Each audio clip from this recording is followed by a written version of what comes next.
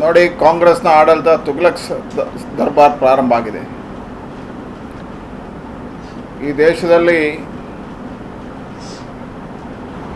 ಮಹಾತ್ಮ ಗಾಂಧಿಯವರು ಹೇಳಿದರು, ಗೋ ಸಂಪತ್ತು ಉಳಿಬೇಕು, ಅದು ರೈತರ ಸಂಪತ್ತು. ಈ ದೇಶದ ಸಂಸ್ಕೃತಿಯಲ್ಲಿ ಗೋ ಒಂದು ಪ್ರಧಾನವಾಗಿರ್ತಕ್ಕಂಥದ್ದು. ಅದಕ್ಕೆ ಎಲ್ಲರೂ ಹೇಳಿದರು, ಗಾವೋ ವಿಶ್ವಸ್ಯ ಮಾತರಃ. ಗೋ ನಮ್ಮ ಜೀವನದಲ್ಲಿ ತಾಯಿಯ ಸ್ವರೂಪವನ್ನು ಪಡೆದಿದೆ. ಭಾರತೀಯ ಸಂಸ್ಕೃತಿಯಲ್ಲಿ ತಾಯಿಯ ಸ್ವರೂಪವನ್ನು, ಕೃಷಿ ಪ್ರಧಾನವಾಗಿರ್ತಕ್ಕಂಥ ಈ ದೇಶದಲ್ಲಿ ಗೋ ಪ್ರಧಾನವಾಗಿರ್ತಕ್ಕಂಥ ವಸ್ತು. ಹಾಗಾಗಿ ಗೋ ಸಂಸ್ಕೃತಿ ಉಳಿಬಿದ್ರೆ ಕೃಷಿ ಸಂಸ್ಕೃತಿ ಉಳಿತದೆ ಅಂತ ಗೋಹತ್ಯೆ ಮಾಡತಕ್ಕಂಥವ್ರ ಮೇಲೆ ನಿಷೇಧವನ್ನು ತಂದಿರುವಂಥದ್ದು ಇದು ಮೊದಲಲ್ಲ. ಸ್ವಾತಂತ್ರ್ಯ ನಂತರದ ಎಲ್ಲ ರಾಜ್ಯಗಳು ಘೋಷಣೆ ಮಾಡಿತ್ತು. ಎಲ್ಲ ರಾಜ್ಯಗಳಲ್ಲೂ ಗೋಹತ್ಯೆ ನಿಷೇಧ ಕಾನೂನುಗಳಿತ್ತು ಸ್ವಾತಂತ್ರ್ಯ ಬಂದ ನಂತರ. ಆದರೆ ಕಾಂಗ್ರೆಸ್ಸಿನ ತುಷ್ಟೀಕರಣದ ನೀತಿಯಿಂದಾಗಿ ಇದು ಕೈಬಿಟ್ಟು ಹೋಯಿತು. ನಂತರ ಈ ರಾಜ್ಯದಲ್ಲಿ ಸಿದ್ದರಾಮಣ್ಣ ಹಿಂದಿನ ಸರ್ಕಾರ ಇದ್ದಾಗ ಅತಿ ಹೆಚ್ಚು ಗೋಹತ್ಯೆಗಳು ನಡೆದವು. ಗೋಹಂತಕರಿಗೆ ರಕ್ಷಣೆಯನ್ನು ಕೊಡ್ತಕ್ಕಂಥ ಕೆಲಸವನ್ನು ಆಗಿನ ಕಾಂಗ್ರೆಸ್ ಸರ್ಕಾರ ಮಾಡಿತ್ತು. ಹಾಗಾಗಿ ರೈತರ ಬೇಡಿಕೆ, ಗೋ ಪ್ರೇಮಿಗಳ ಬೇಡಿಕೆ ಆಧಾರದಲ್ಲಿ ಗೋಹತ್ಯೆ ನಿಷೇಧ ಕಾನೂನನ್ನು ನಮ್ಮ ಸರ್ಕಾರ ತಂದಿದೆ. ಇವತ್ತು ಮತ್ತೊಮ್ಮೆ ಗೋಹತ್ಯೆ ನಿಷೇಧವನ್ನು ಕಾನೂನನ್ನು ವಾಪಸ್ ತೆಗಿತೇವೆ ಅನ್ನುವಂಥ ದುರಹಂಕಾರದ ಮಾತನ್ನು ಸಚಿವರು ಹೇಳ್ತಾ ಇದ್ದಾರೆ. ಇವತ್ತು ಬಾಕಿ ತಿನ್ನುವವರು ಗೋವನ್ನು ತಿಂದರೆ ಏನು ಅಂತ ಕೇಳತಕ್ಕಂಥದ್ದು ಇವರ ಬೌದ್ಧಿಕ ದಿವಾಳಿತನ ಅದರಲ್ಲಿ ಅರ್ಥ ಆಗುತ್ತೆ. ಇಲ್ಲಿಯ ರೈತರ ಕಷ್ಟಗಳು ಗೊತ್ತಿಲ್ಲದೆ ಇರತಕ್ಕಂಥ ಮಂತ್ರಿಗಳವರು. ಹಾಗಾಗಿ ಇದನ್ನು ಖಂಡಿಸ್ತೇನೆ. ಇದಕ್ಕೆ ನಮ್ಮ ಹೋರಾಟವನ್ನು ನಾವು ಕೈಗೆತ್ತಿಕೊಳ್ತೀವಿ. ಎರಡನೇದು, ಈಗಾಗಲೇ ಒಂದು ಕಡೆಯಿಂದ ಉಚಿತ ಕರೆಂಟ್ ಅಂತ ಹೇಳ್ತಕ್ಕಂಥವ್ರು ಕರೆಂಟಿನ ಬಿಲ್ಲನ್ನು ಹೆಚ್ಚು ಮಾಡತಕ್ಕಂಥ ಕೆಲಸವನ್ನು ಮಾಡಿದ್ದಾರೆ. ಜನರಿಗೆ ಬರೆಯಿಂದ ಎಳತಕ್ಕಂಥ ಕೆಲಸವನ್ನು ಮಾಡಿದ್ದಾರೆ. ಬೆಲೆಯನ್ನು ಏಕಾಏಕಿ ಜಾಸ್ತಿ ಮಾಡತಕ್ಕಂಥ ಕೆಲಸವನ್ನು ಮಾಡಿದ್ದಾರೆ. ಆದರೆ ಜನರನ್ನು ಮರಳು ಮಾಡಿ ಅಧಿಕಾರ ಹಿಡಿದಿರ್ತಕ್ಕಂಥ ಕಾಂಗ್ರೆಸ್ ಹಿಂದಿನಿಂದ ಹೊಡೆಯತಕ್ಕಂಥ ಕೆಲಸವನ್ನು ಮಾಡ್ತಾ ಇದೆ. ಇವತ್ತು ಚಕ್ರವರ್ತಿ ಸೂಲಿಬೆಲೆ ಅಂತ ಒಬ್ಬ ಶ್ರೇಷ್ಠ ರಾಷ್ಟ್ರಭಕ್ತರ ಮೇಲೆ ದುರಹಂಕಾರದ ಮಾತುಗಳನ್ನು ಎಂ ಬಿ ಪಾಟೀಲ್ ಹೇಳಿದ್ದಾರೆ. ಈ ರಾಜ್ಯದಲ್ಲಿ ಕುಕ್ಕರ್ ಬಾಂಬ್ಗಳು ನಮ್ಮ ಸಹೋದರರು ಅಂತ ಹೇಳ್ತಕ್ಕಂಥ ಕಾಂಗ್ರೆಸ್, ಪಾಕಿಸ್ತಾನಕ್ಕೆ ಜಿಂದಾಬಾದ್ ಹಾಕಿದವರು ನಮ್ಮ ಸಹೋದರರು ಅಂತ ಹೇಳುವಂಥ ಕಾಂಗ್ರೆಸ್ ರಾಷ್ಟ್ರಭಕ್ತರ ಮೇಲೆ ಕೇಸ್ ಹಾಕತಕ್ಕಂಥ ಕೆಲಸವನ್ನು ಮಾಡ್ತಾ ಇದ್ದಾರೆ. ಅದನ್ನೇ ಹೇಳಿದೆ, ತುಗಲಕ್ ದರ್ಬಾರ್ ಪ್ರಾರಂಭ ಆಗಿದೆ. ಮೊನ್ನೆಯಿಂದ ನಾವು ನೋಡ್ತಾ ಇದ್ವಿ, ಕಾಂಗ್ರೆಸ್ನ ಎಲ್ಲ ವೇದಿಕೆಗಳಲ್ಲಿ, ಎಲ್ಲ ಸಭೆ ಮೆರವಣಿಗೆಗಳಲ್ಲಿ ಪಾಕಿಸ್ತಾನ್ ಜಿಂದಾಬಾದ್ ಘೋಷಣೆ ಹಾಕತಕ್ಕಂಥದ್ದು, ಪಾಕಿಸ್ತಾನದ ಧ್ವಜವನ್ನು ಹಾರಿಸ್ತಕ್ಕಂಥದ್ದು. ಅವರನ್ನು ಬಂಧಿಸುವಂಥ ಕೆಲಸಕ್ಕೆ ಕಾಂಗ್ರೆಸ್ ಕೈ ಹಾಕಿಲ್ಲ. ಇನ್ನು ನಂಜನಗೂಡಿನಲ್ಲಿ ನಮ್ಮ ಕಾರ್ಯಕರ್ತರ ಮೇಲೆ ಪಾಕಿಸ್ತಾನ್ ಜಿಂದಾಬಾದ್ ಅಂತ ಹೇಳಿ ಹಲ್ಲೆ ಮಾಡಿರ್ತಕ್ಕಂಥದ್ದು. ಇದರ ಮೇಲೆ ಯಾವುದೇ ಕಾನೂನು ಕ್ರಮಗಳನ್ನು ಕಾಂಗ್ರೆಸ್ ತಗೊಳ್ತಾ ಇಲ್ಲ. ಇವತ್ತು ಮುಂದುವರೆದು ರಾಷ್ಟ್ರೀಯ ಶಿಕ್ಷಣ ನೀತಿ, ಈ ದೇಶದಲ್ಲಿ ಒಂದು ಪರಂಪರಾಗತವಾಗಿರ್ತಕ್ಕಂಥ ಶಿಕ್ಷಣಗಳು ಬರಬೇಕು.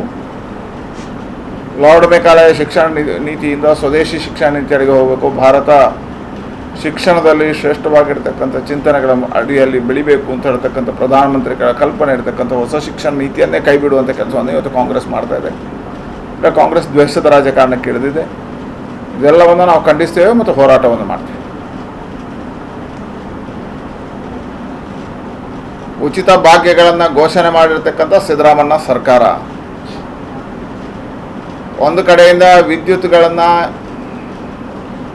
200 ಯೂನಿಟ್ವರೆಗೆ ಉಚಿತವಾಗಿ ಕೊಡ್ತೇವೆ ಅಂತ ಹೇಳಿ ಘೋಷಣೆಯನ್ನು ಮಾಡಿದರು.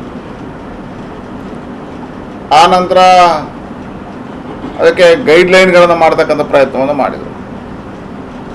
ಈಗ ಅದೆಲ್ಲವನ್ನು ಮೀರಿ ಬೆಲೆ ಏರಿಕೆ ಮಾಡ್ತಕ್ಕಂಥ ಮುಖಾಂತರ ಜನಸಾಮಾನ್ಯರಿಗೆ ಹೊರೆ ಆಗತಕ್ಕಂಥ ಕೆಲಸವನ್ನು ಮಾಡಿದ್ದಾರೆ.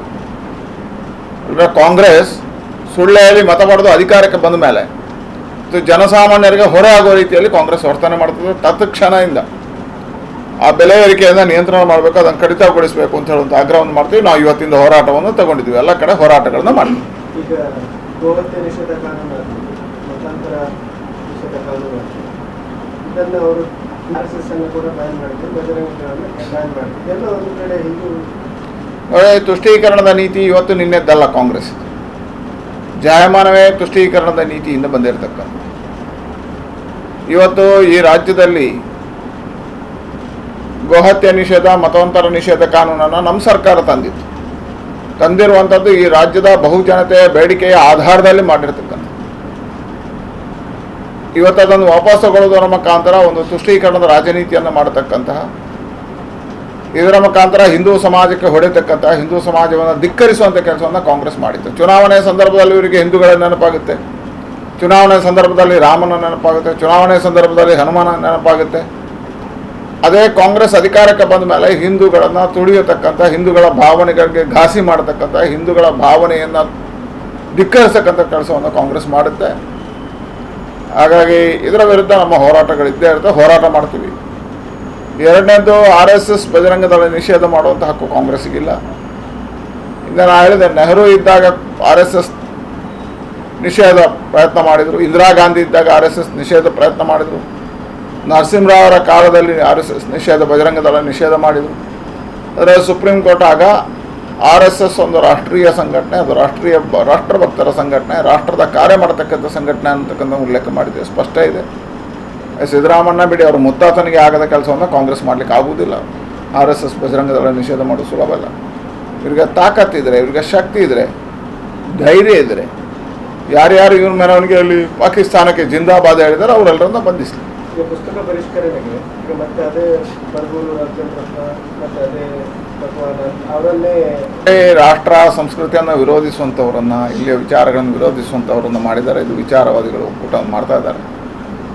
ಇವತ್ತು ಪುಸ್ತಕ ಪರಿಷ್ಕರಣೆ ಹೆಸರಿನಲ್ಲಿ ಈ ರಾಜ್ಯದ, ಈ ದೇಶದ ಇತಿಹಾಸಕಾರರನ್ನು, ಮಹಾಪುರುಷರನ್ನು ಕಡೆಗಣಿಸುವಂಥ ಕೆಲಸ ಆಗುತ್ತೆ. ಖಂಡಿತವಾಗಿಯೂ ನಾವು ಇದರ ವಿರುದ್ಧ ಹೋರಾಟ ಮಾಡ್ತೀವಿ.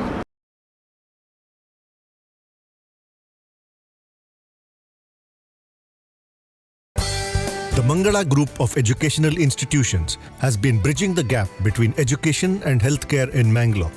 Colleges under the group have nurtured the career dreams of several students. Our students have been placed in the defense sector in India as well as in renowned hospitals worldwide. Adequate amenities are provided to the students like transport, canteens and hostels. A well-stocked library, state-of-the-art laboratories, regular skill development courses, e-library system, a vast ground with focus on co-curricular and extracurricular activities are few among the support we offer. The Mangala Group of Educational Institutions offers quality courses in nursing, paramedical sciences, allied health sciences, physiotherapy and speech and hearing. The journey of 1,000 miles starts with a single bus ride to college. Explore and experience the exceptional quality of education at Mangala Group of Educational Institutions.